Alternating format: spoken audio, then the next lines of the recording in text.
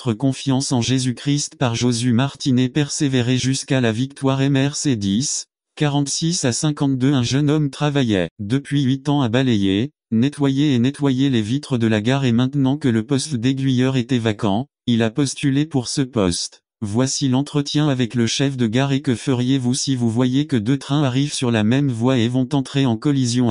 C'est simple, j'appuie simplement sur ce bouton et l'un des trains change de voie. Et si le bouton ne fonctionne pas ensuite, je sortais de la cabine et déplaçais la chenille manuellement avec ce levier. Et que feriez-vous si le levier avait été détruit par la foudre? Dans ce cas, il viendrait à la cabine et appellerait par téléphone la station suivante pour qu'il puisse déplacer la voie. Et si aucun téléphone n'était disponible dans ce cas, je courais appeler mon oncle qui habite ici à un pâté de maison de la gare.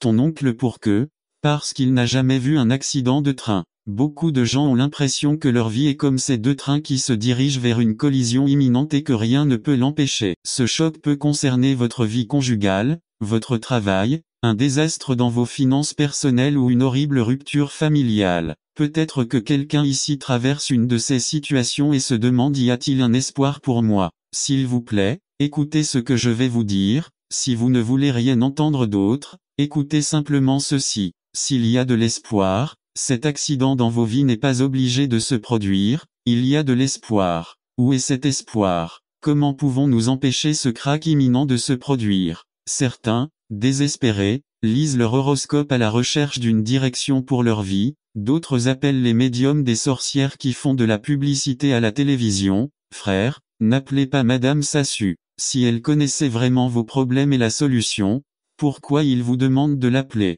N'attendez pas qu'il soit trop tard. Devenez membre de la chaîne Today et bénéficiez de réconfort et de soutien dans les moments difficiles. Cliquez sur le lien dans la description de la vidéo. Mardi 9 avril 2024. Page 1. Vous facture 25 pesos par minute. Si elle voulait vraiment vous aider, elle devrait vous appeler. D'autres vont à la librairie et achètent le livre Comment invoquer la grande force intérieure pour se libérer de ses problèmes. La Bible appelle toutes ces choses des citernes brisées qui ne contiennent pas d'eau. La Bible nous présente Jésus-Christ comme la solution à tout problème, petit ou grand. Il nous informe que JC est venu sur terre envoyé par Dieu pour que nous puissions expérimenter la vie pleine, c'est-à-dire pour que nous puissions avoir une vie en abondance. Le vrai bonheur, la paix, la joie et la satisfaction se trouvent en JC. Et vous commencez à expérimenter cette vie abondante à travers une relation personnelle avec JC comme votre Sauveur et Seigneur. Notre texte d'aujourd'hui nous présente un homme à la vie triste,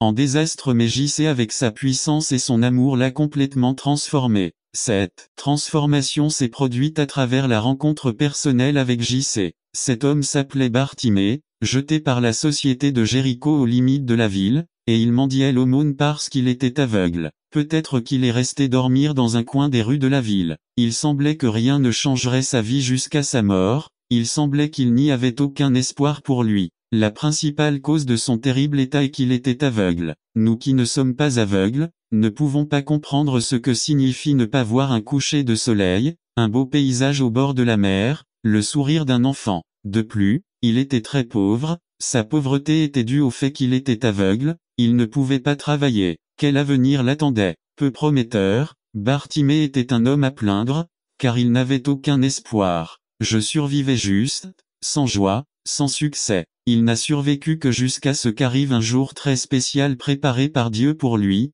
pour que sa misère prenne fin. Ce jour-là fut celui où JC entra dans sa vie. JC a offert à Bartimée quelque chose que l'argent ne pouvait pas acheter, un cadeau qui allait changer sa vie pour toujours. Nous apprenons que JC a un projet merveilleux pour nous aussi. Il ne veut pas nous voir comme Bartimée seulement survivre, mais travailler, développer toutes nos capacités. Aujourd'hui, nous allons voir 3 façons de parvenir à la réalisation personnelle. 1. Profitez des opportunités que le Seigneur vous offre. 2. N'écoutez pas les voix négatives autour de vous. 3. Faites confiance à JC. Y profitez des opportunités que le Seigneur vous donne. Bartimée a fait cela. Lorsqu'il se rendit compte que JC était près de lui, il cria: « Jésus, fils de David, aie pitié de moi. » Pourquoi penses-tu qu'il a commencé à crier comme ça? Est-ce qu'il mendiait comme il le faisait toujours? Non. Il avait déjà entendu parler de Jésus et croyait que Jésus pouvait accomplir un miracle en lui, et maintenant que Jésus était près de lui, il n'allait pas manquer cette occasion.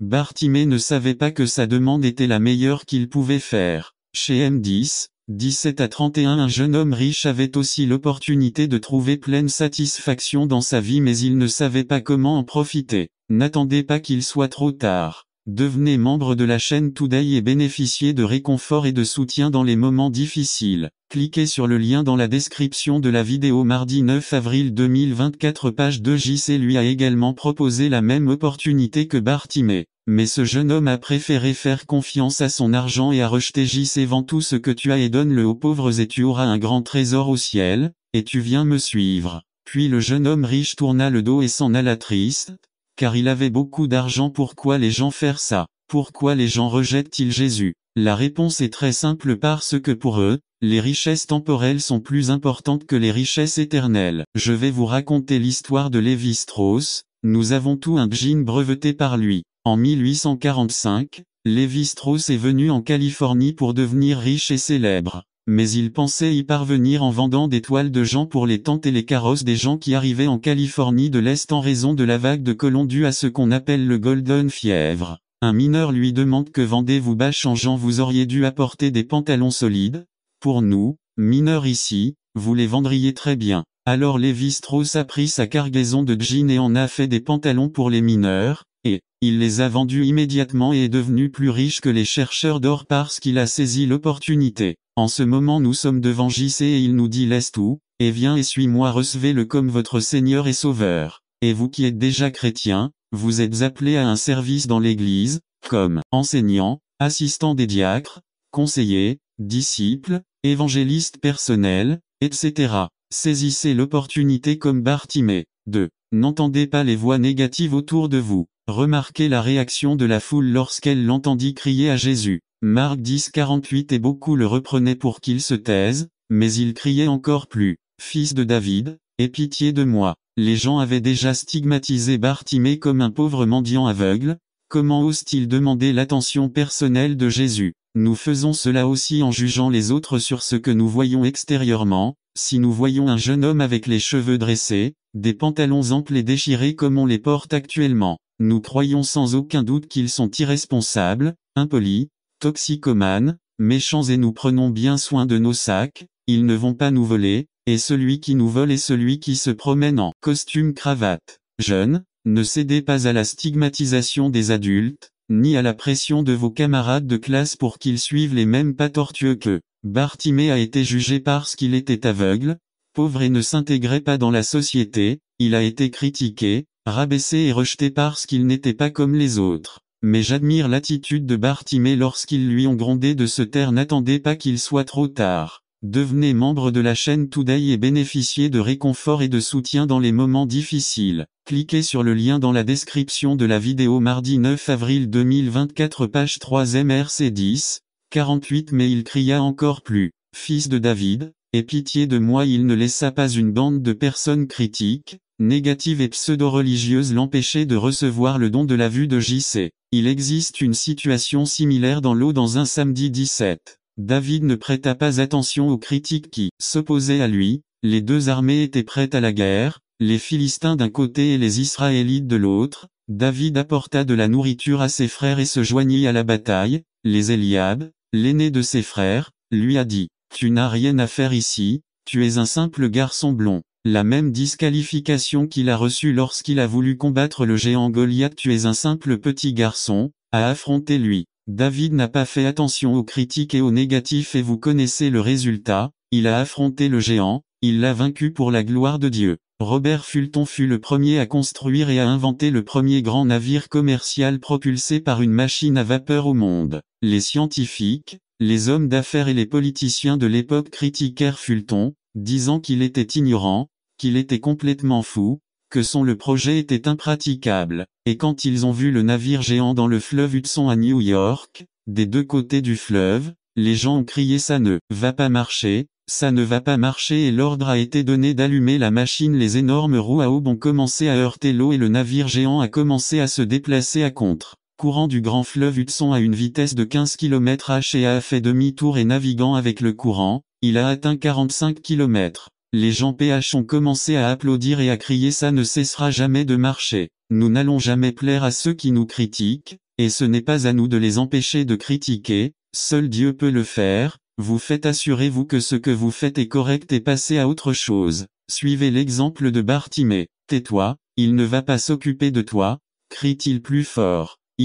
Placez votre confiance en JC. Le cri de foi de Bartimée eut sa récompense. Jésus vint à lui. Marc 10, 52. Ta foi t'a sauvé, et aussitôt il recouvra la vue et suivit Jésus sur le chemin. Nous avons la même promesse que Bartimée. Jérémie 33, 3. Appelez-moi et je vous répondrai. Phil 4, 6. Ne vous inquiétez de rien, mais en toute chose, par la prière et la supplication, faites connaître vos demandes à Dieu. Regardez l'attitude de Bartimée qui glorifie Dieu et a suivi Jésus en chemin. Quel contraste avec l'attitude du jeune homme riche qui tourna le dos à Jésus et s'en alla triste. Un médecin missionnaire dans un village d'Afrique a opéré les yeux d'un indigène aveugle pour lui rendre la vue. L'opération a été un succès. Lorsque l'aveugle s'est remis de l'opération, il a disparu de l'hôpital pendant plusieurs jours. Il le pouvait, jusqu'au jour où il apparut et donna le bout d'une corde au médecin. Attaché à la corde, il avait amené 7 autres aveugles pour que le médecin leur rende la vue. Il est facile de comprendre ce que je vous dis. Cette foi et cette gratitude authentique nous permettent de continuer. N'attendez pas qu'il soit trop tard. Devenez membre de la chaîne Today et bénéficiez de réconfort et de soutien dans les moments difficiles. Cliquez sur le lien dans la description de la vidéo. Mardi 9 avril 2024, page 4 des nouvelles de JC aux autres, et amenons-les au docteur des médecins pour qu'il les guérisse comme il nous guérit. Prière. Seigneur, quel beau moment préparé par toi, pour nous transformer, pour guérir nos cœurs et nous donner un nouvel espoir de vie éternelle en marchant dans tes voies. Vois notre besoin de toi, entends notre cri. Jésus, fils de David, aie pitié de moi. Notre foi et notre détermination sont de te suivre uniquement en toi. Prends notre vie entre tes mains, transforme-la pour ta gloire. Raconte-nous comme Bartimée ta foi a sauvé et nous te suivrons également tout au long du chemin de notre vie. N'attendez pas qu'il soit trop tard. Devenez membre de la chaîne Today et bénéficiez de réconfort et de soutien dans les moments difficiles. Cliquez sur le lien dans la description de la vidéo. Mardi 9 avril 2024, page 5. La fête des tabernacles. Résumé. Action de grâce à Dieu pour sa grâce et sa miséricorde. Développer un caractère optimiste par Josué Martinet. La fête des tabernacles. JN 7, 10 à 28. Israël a célébré la provision miraculeuse et miséricordieuse de Dieu au cours de ses 40 années d'errance dans le désert. La célébration a gagné en importance parce que ce jour-là, Salomon a consacré le temple. La fête des tabernacles avait lieu à la fin de l'année agricole, en automne, et était l'une des 3 grandes fêtes nationales que tout juif était obligé de se rendre à Jérusalem pour célébrer. Les juifs ont fabriqué des tentes pour la célébration,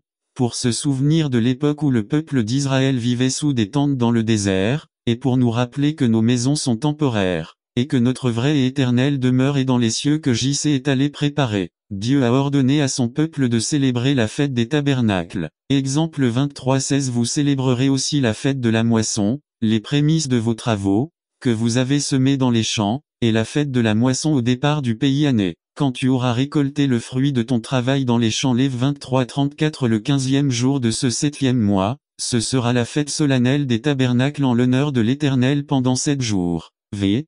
36. 7 jours tu offriras un sacrifice par le feu au Seigneur. Le 8e jour tu auras une sainte convocation, et tu offriras un sacrifice par le feu au Seigneur. C'est une fête, tu feras ne travaillez pas comme serviteur. V.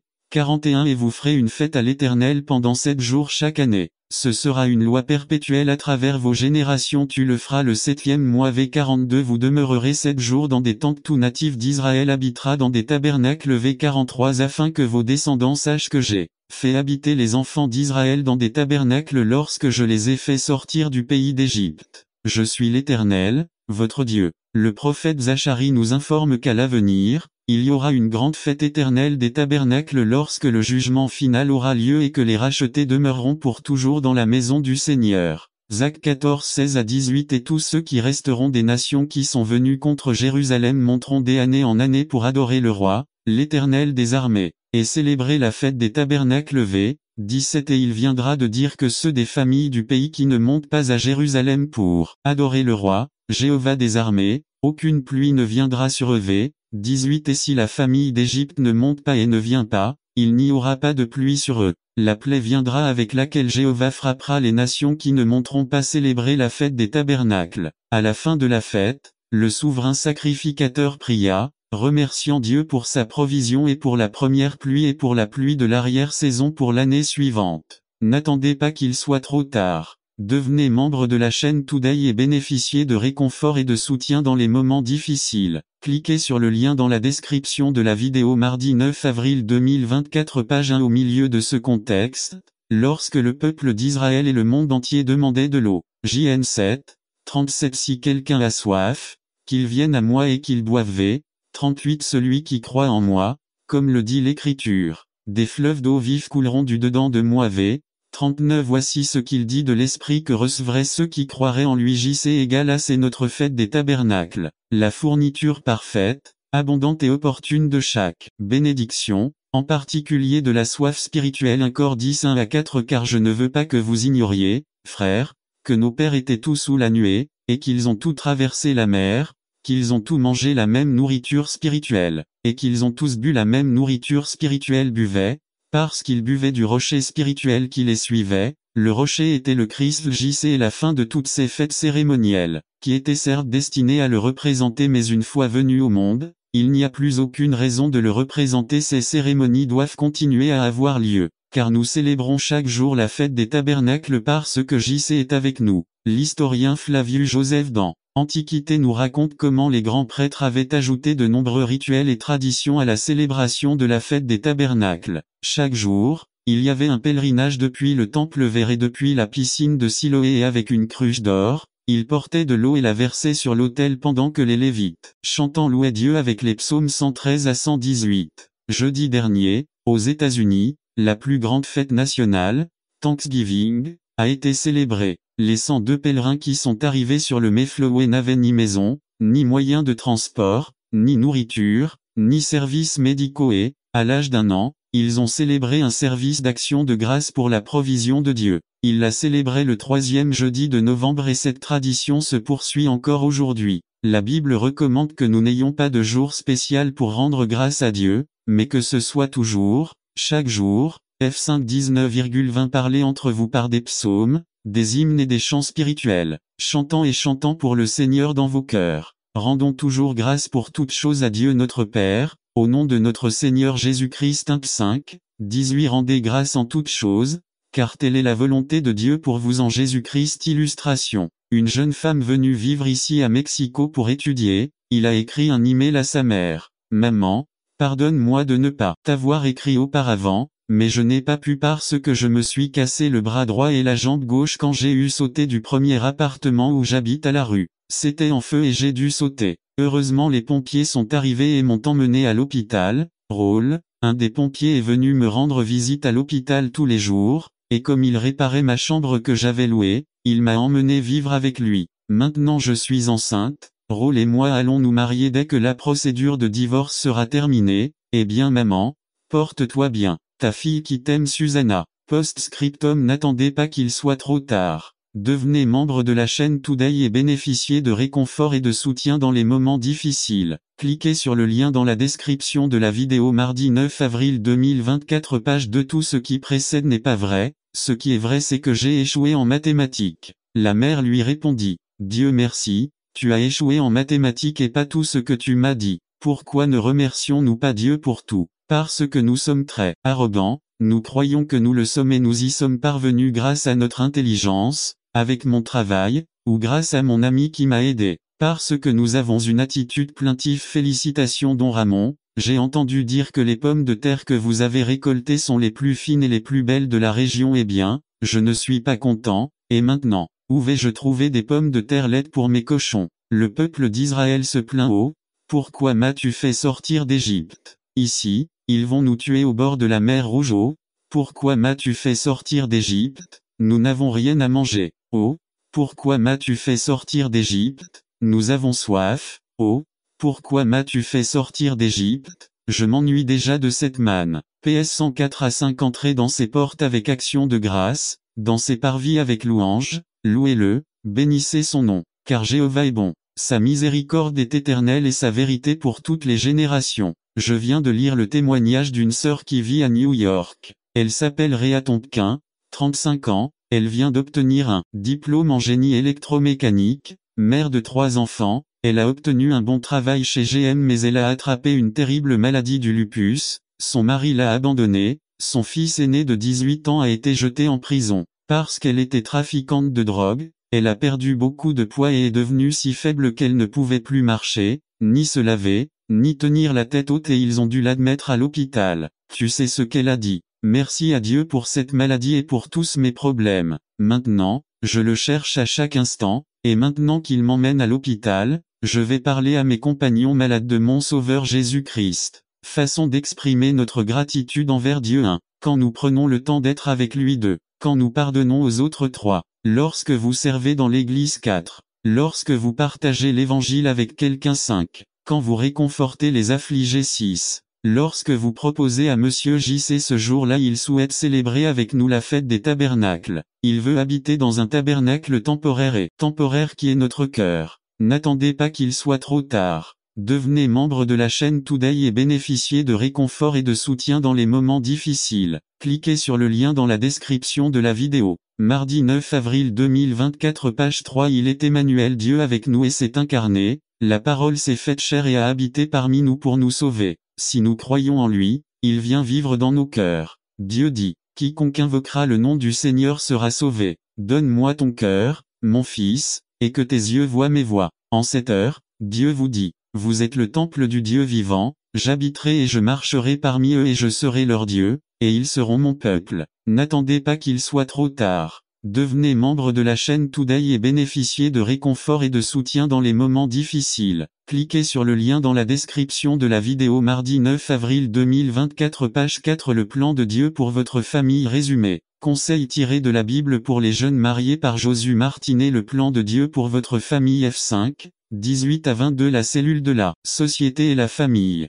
Cette génération du début du XXIe siècle assiste à la mort de la famille. Il existe autour de nous de nombreuses preuves qui nous avertissent que la famille est en train de mourir. Ces preuves défilent sans vergogne sous nos yeux: divorce, libération sexuelle, stérilisation, violence domestique, infidélité, homosexualité, libération de la femme, droit des enfants, amour libre, mariage homosexuel, etc. Nous assistons à la formation du nœud coulant qui pendra la famille, et nous voyons leur tombe être creusée, et la plupart d'entre nous semblent approuver et sont heureux. Il existe un livre intitulé La mort de la famille dont l'auteur dit: nous n'avons pas besoin de la famille, que la famille soit complètement bannie de l'humanité, car elle est le principal outil de l'impérialisme. Elle opprime et asservit les femmes, qu'il n'y ait plus de distinction entre les sexes, que les mariages cessent, que le mot maternité soit retiré de toutes les langues, que toutes les formes d'amour entre les hommes disparaissent, parce qu'elles sont les alliées de cette oppression. Si la famille venait à disparaître, qui va élever les enfants? Qui leur apprendra à socialiser? Qui enseignera les valeurs morales? Le docteur Armand Nicolet de la Harvard Medical School dit: l'augmentation du nombre de mères célibataires travaillant à l'extérieur du foyer, le changement constant de lieu de résidence, la domination de la télévision à la maison, l'absence de contrôle de la société, la confusion morale de la société, le manque de communication dans la famille et de divorce. Ils rendent les familles incapables, désintégrées, atteintes de maladies émotionnelles. Dans la prochaine génération, 95% des lits d'hôpitaux seront occupés par des personnes atteintes de maladies mentales, il y aura davantage de meurtres de personnes en position d'autorité et la violence domestique augmentera, y compris les meurtres domestiques et les suicides. Les sociologues, les psychologues et les conseillers familiaux tentent d'arrêter le déclin de la famille à travers des livres, des cours d'éducation parentale dans les écoles, des sermons dans les églises, des séminaires sur le mariage, mais jusqu'à présent,